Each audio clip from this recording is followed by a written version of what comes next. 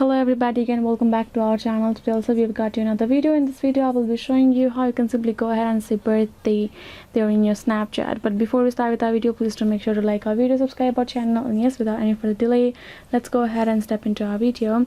So if you want to do so, first of all, let's go and open our Snapchat. Once your Snapchat is open, simply go ahead, tap on this message icon. Here you can find all of your friends. So for example, if I want to know this person's birthday, before we had a rocket icon right there, so we can tap on and get to know about the birthday information. Now once the Snapchat has been updated, we can now find it. So if I want to know the birthday, what I'm gonna do is simply go ahead, tap on the person. If I scroll down to the info, as I can only find the star sign, and if the person's birthday is nearby, you will be able to see a birthday charm right there in charms section.